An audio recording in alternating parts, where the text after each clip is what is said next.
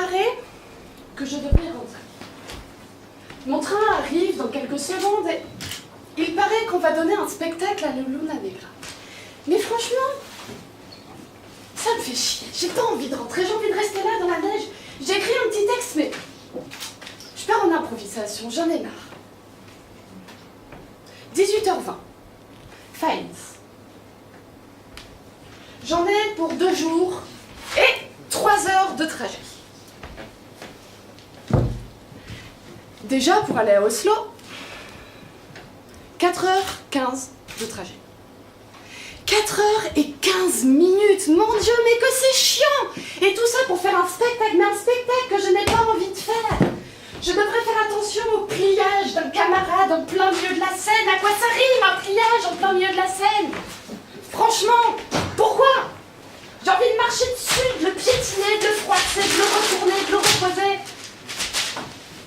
De partir même, pourquoi pas? Et de revenir. Parce qu'il faut bien revenir, c'est le spectacle. Hein. Donc, 4h15 de trajet. J'arrive à Oslo. Il est très exactement 22h35. 22h35, je dois courir jusqu'à Oslo Busterminalen, parce que vous pensez que je sais où c'est Oslo Busterminalen, mais bien sûr que non. Je dois y courir pour prendre mon train, qui part, donc, du centre-ville, pour arriver à... j'oublie toujours le nom de cette station. Copenhagen, je crois. Bref. Ce train arrive à 7h. 7h. Une nuit passée dans un train pour un spectacle que je ne veux pas faire. Un spectacle, ça me fait chier de le faire. Ça me fait chier. Je vais devoir affronter des regards. Des regards posés sur moi. Vous croyez que j'ai envie d'affronter des regards? J'ai envie d'être chez moi dans mon lit avec mon chat. Ne pas me donner un spectacle et gueuler en faisant des grands gestes. Tout le temps gueuler en faisant des grands gestes alors que je pourrais juste être là, assise par terre et réciter des horaires. Donc, 20h35, j'arrive à Oslo Busterminalen. De là, je dois prendre le bus jusqu'à Copenhague. 8h15 de trajet. Je vous ai déjà fait cette partie, je la recommence. Donc, 8h15 de trajet, il est 7h, me voilà au Danemark. Alors ça, voici une bonne blague aussi, le Danemark. Le Danemark, je ne comprends pas la langue, évidemment, mais il faut que je me démerde pour marcher pendant 4 minutes, arriver à la station de Copenhague, prendre le train de 7h54 sans petit déjeuner, évidemment. Voici mon train qui repart et je suis toujours en train de vous faire mon speech. Il n'y aura plus de vidéo quand je vais terminer, mais je vais continuer quand même. J'ai donc à peine eu le temps de prendre ce petit déjeuner. Je remonte dans un train qui lui-même m'amènera à Flensburg. Flensburg, après 9h13 de trajet, 33 secondes si vous voulez tout savoir. Et voilà, le train repart, je n'ai même pas terminé mes horaires, je n'ai même pas terminé mon texte. Que faire, je continue ou je ne continue pas? Eh bien, je vais continuer, je vais m'asseoir là, regardez, je vais m'asseoir. Et je vais vous dire très vite. 9h13, je suis à Copenhague. Copenhague m'amène vers la France.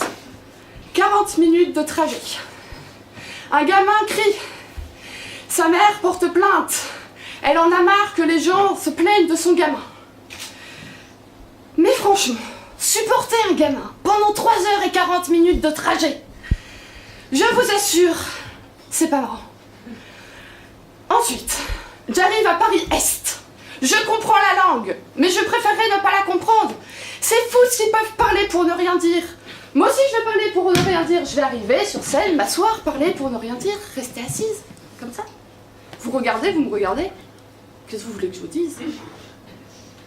Eh bien, je vais vous dire, j'ai même pas envie de terminer ce spectacle, j'ai même pas envie de terminer ce texte sur ce messieurs. Mesdames, bonsoir.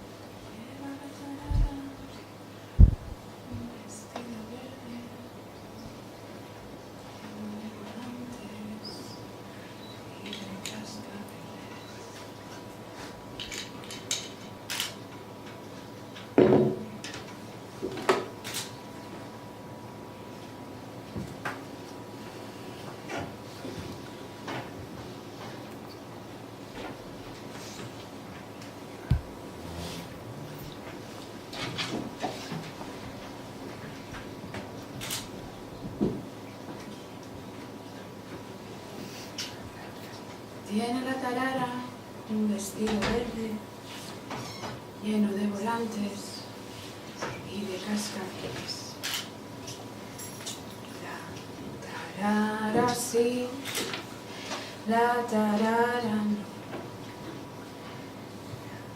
Tiene la tarara unos pantalones que de arriba abajo todos son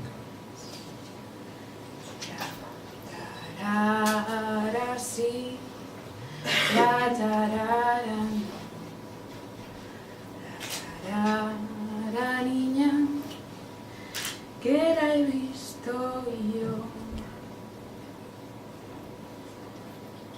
Ay, tarara loca, mueve la cintura para los muchachos de las aceitunas. Luce mi tarara su cola de seda bajo las retamas y la hierba buena.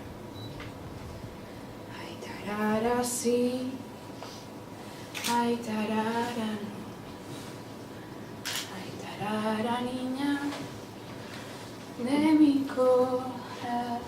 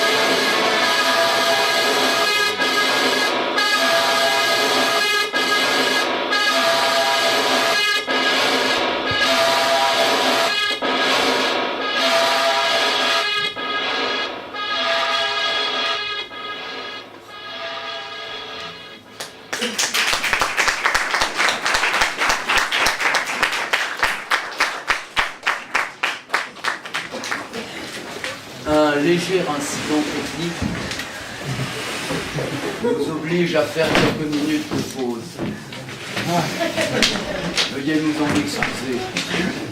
Non, non.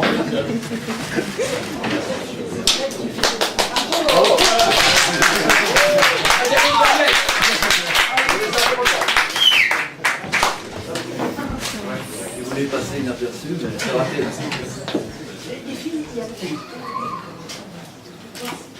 Commencez pas à tout saboter.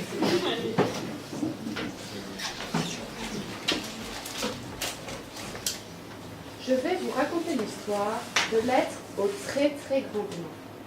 Ce récit se déroule à une époque lointaine, dans un monde séparé d'une autre, si bien que personne jusqu'ici n'en a entendu parler. Il raconte l'histoire d'un être, à l'apparence semblable à la nôtre, à ce petit détail près qu'il avait de grandes mains, d'immenses mains.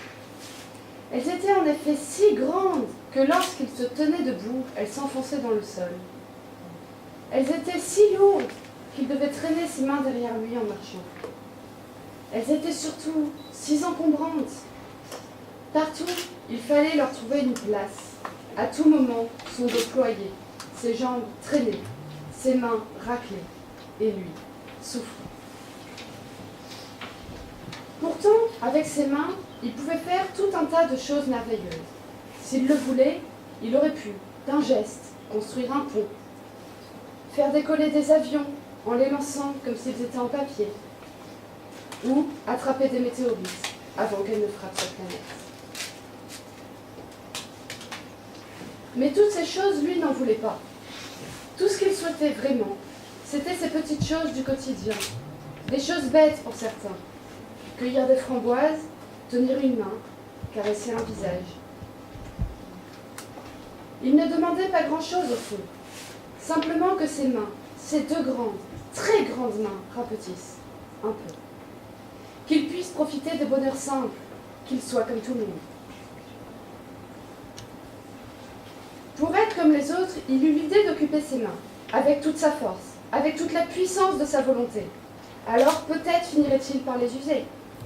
Elles finiraient par se polir et atteindraient une taille normale. Il regarda autour de lui et ne vit que des arbres tout autour. Pour se dégager la vue et avant toute chose, il déracina donc les forêts. Et plus il les arrachait, plus il allait vite. Si bien qu'en très peu de temps, tous les bois les plus feuillus de son monde furent simplement abattus.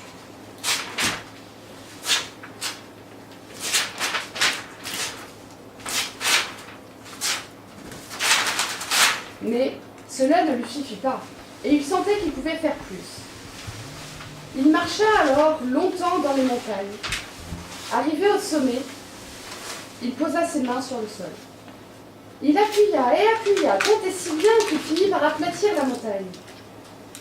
Le plus long fut de remonter. Une fois que ce fut fait, il écrasa des chaînes entières, puis les plus hautes des cimes, et enfin chaque petit pic isolé, pour finir par des buttes qui ne gênaient personne.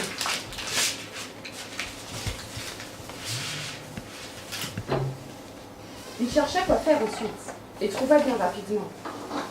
Il voulut recueillir dans ses mains toute l'eau des lacs, des océans et de petites rivières.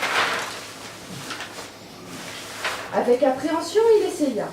Il courut à droite, à gauche, essayant de ne perdre aucune goutte. Mais il n'en fit guère tomber, et put écueillir dans ses mains toute l'eau des océans, si bien que sa planète entière se dessécha.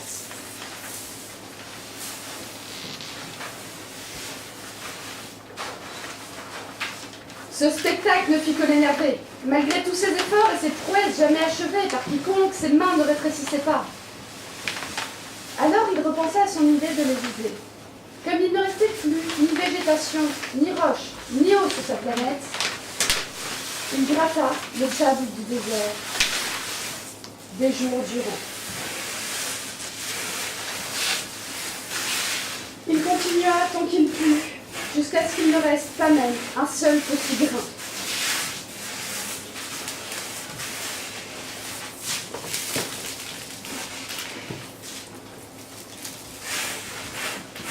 Jusqu'à ce qu'il ne reste plus rien.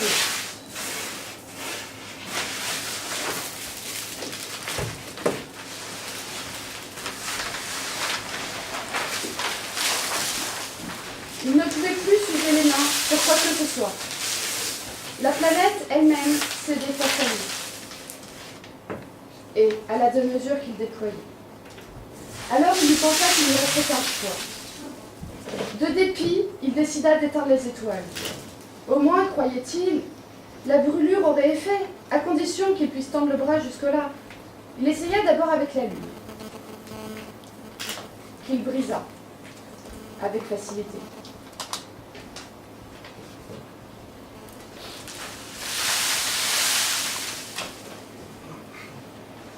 Il réussit, étonné et déçu sans que les étoiles ne se débattent vraiment. Alors, l'une après l'autre, elles s'éteignirent.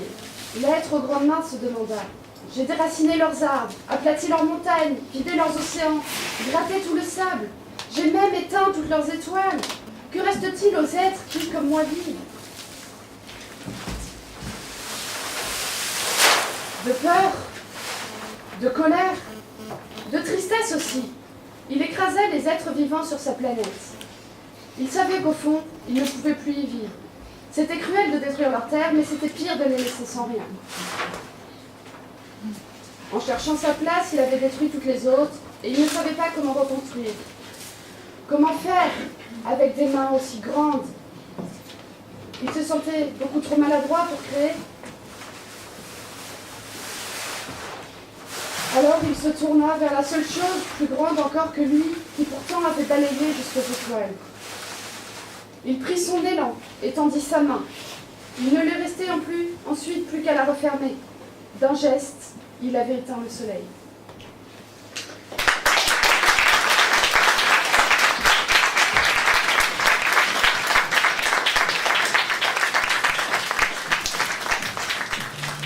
Je ne sais pas à quel Dieu tu as adressé tes jeux d'adresse, mais il t'en faut un. Celui, peut-être, que tu feras exister par l'humeur et pour ta danse, tristement éparse dans tes gestes quotidiens qui n'existent pas. Le public, il n'y voit que du feu, et croyant que tu joues, ignorant que tu es l'incendiaire, il en applaudit l'incendie. Que ta solitude, paradoxalement, soit en pleine lumière, et l'obscurité composée de milliers de dieux qui te jugent. Les applaudissements ou les rires n'empêchera que tu danses pour ton image. C'est ton image qui va danser pour toi. Ce n'est pas toi qui dansera, c'est le fil. Mais si c'est lui qui danse immobile, et si c'est ton image qui le fait bondir, toi, où donc seras-tu? Qu'elle puisse se dérouler sans risque d'être interrompue par une pensée, par une existence pratique qui pourrait la détériorer. Celui qui doit susciter cette image admirable soit mort. La mort dont je te parle n'est pas celle qui suivra ta chute, mais celle qui précède ton apparition sur le fil. Veille de mourir avant d'apparaître et comme mort danse sur le fil. Tentative de ton corps pour s'identifier à ton image, je désirerai pour toi le costume, le plus traditionnel des costumes, afin que tu t'égares plus facilement dans ton image. Si tu veux, emporte ton fil de fer.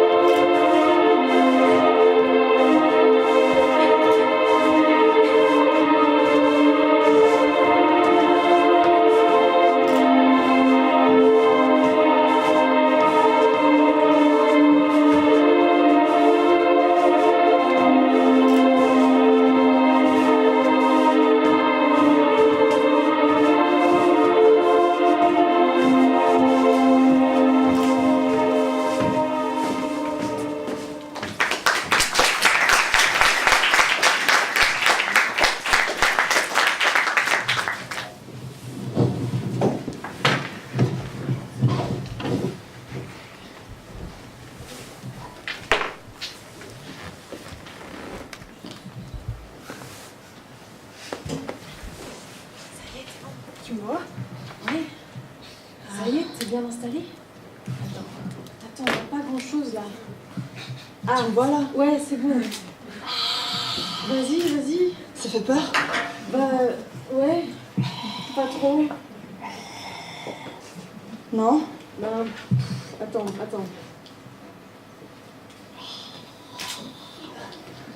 Vas-y, je peux essayer moi? Vas-y. Tiens la caméra. Ok, je prends la caméra. On te voit là, on te regarde. Ouais, c'est bon là. Ça fait peur? Bah le rouge forcément, si tu prends la couleur rouge aussi, tu triches. Hein. Je sais pas. Vas-y. On me voit comme ça là? Ouais. Ah, ça fait peur. Et attends, prends. Oui. Prends la caméra. Tiens. Je vais te raconter. Je t'ai raconté ou pas l'histoire du petit bois? Du petit bout de bois? Non. C'est quoi? Bah en gros j'ai trouvé un bout de bois sur la plage. Ouais. C'était un peu un truc de fou, tu sais, je marchais sur la plage comme ça. C'était l'hiver et il fallait vraiment sortir de la maison.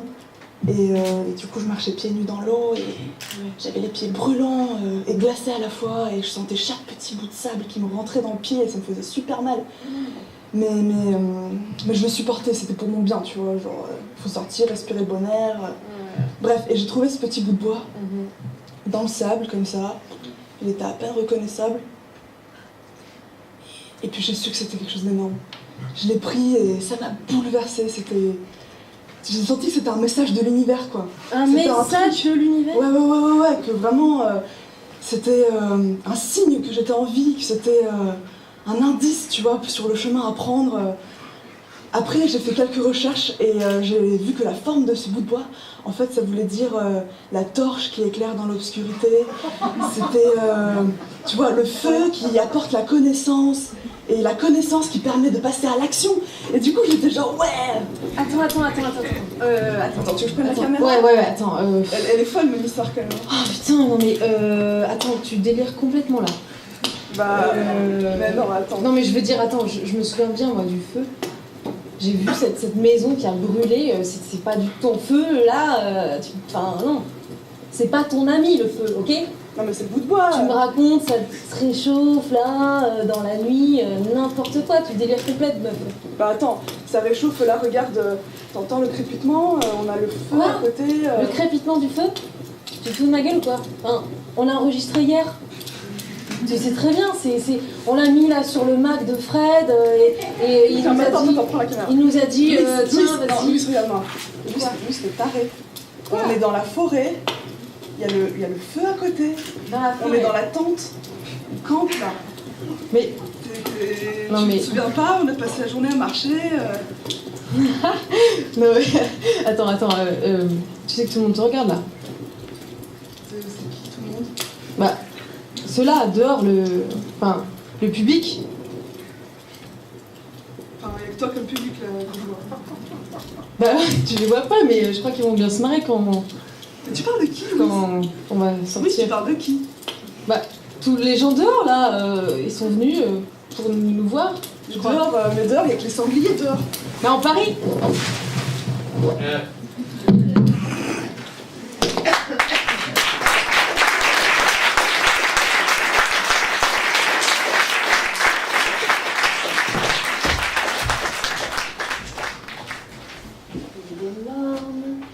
Il est taciturne, il préside aux choses du temps.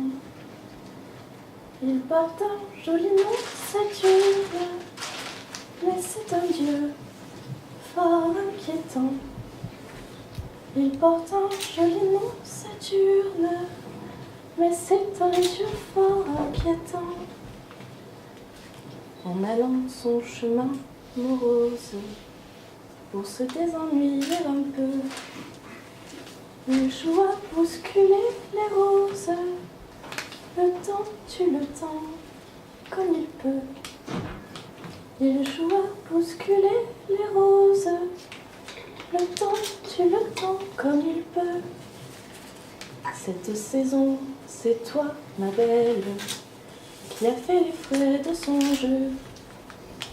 Toi qui as payé la cabelle, un grain de sel dans tes cheveux. Toi qui as payé la cabelle, un grain de sel dans tes cheveux. C'est pas vilain, les fleurs d'automne, et tous les poètes l'ont dit. Je te regarde et je te donne mon billet, qu'ils n'ont pas menti. Je te regarde et je te donne mon billet, qu'ils n'ont pas menti. Viens encore, viens ma favorite, descendons ensemble au jardin.